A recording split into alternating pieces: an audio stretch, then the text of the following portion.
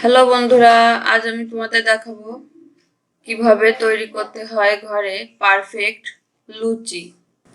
দেখাবো আলু ঘাটি। দেখো কত সুন্দর ফুলছে, আমার লুচিগুলো ফুলকো ফুলকো হয়েছে। আর আলু ঘাটিটা দেখতেও কত সুন্দর লাগতেছে দেখতে। আমি একটা পাত্র নিয়েছি, দেবো আটা।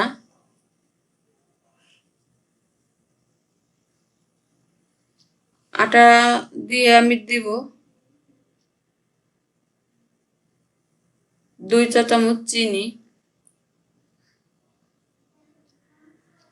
দেব সামান্য লবণ, দিয়ে আমি ভালোভাবে হাত দিয়ে মাখিয়ে নিব একটু।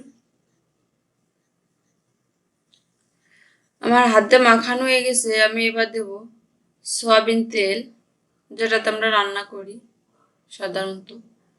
দিয়ে আমি হাতে ভালোভাবে একটু মাখিয়ে নিব। এবার দেব কুসুম গরম পানি। আমি অল্প অল্প করে দিয়ে পানি মাখিয়ে নিব ডোটা ভালোভাবে।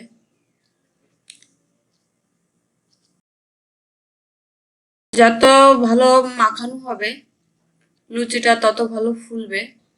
আমার ডোটা মাখানো কমপ্লিট। আমি এটাকে কিছুক্ষণের জন্য ঢাকা দিয়ে রাখবো।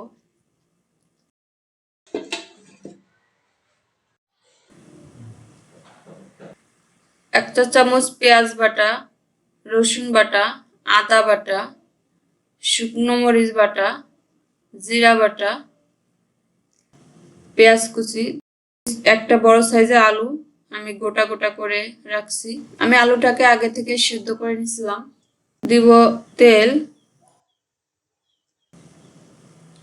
আমি এই তেলটা গরম হয়ে গেছে, দেবো 2টো তেজপাতা। পেঁয়াজ কুচিটাকে দিয়ে আমি ভালোভাবে নাড়িয়ে নিব। একটু নরম হলে বাটা মশলাটা দিব। আমার পেঁয়াজটা একটু নরম হয়ে গেছে, দেব বাটা মশলা, দিয়ে ভালোভাবে একটু নাড়িয়ে নিব।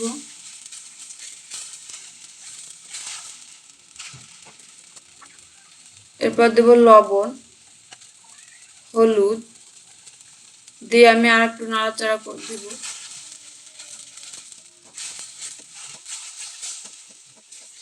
এর মধ্যে দেবো সামান্য পানি, দিয়ে আমি মশলাটাকে একটু কষাবো। আমার মশলাটা কষানো হয়ে গেছে। আমি এর মধ্যে দেবো আলু। আমি বড় সাইজের একটা আলু গোটা গোটা করে রাখছি, আমি আগেই বলছি। আমি আলুটাকে আগে থেকে সিদ্ধ করে নিয়েছিলাম। এটাকে ভালোভাবে মশলা দিয়ে মাখিয়ে নিব একটু নাড়াচাড়া দিয়ে, যাতে আলুর মধ্যে ভালোভাবে মশলাটা যায়।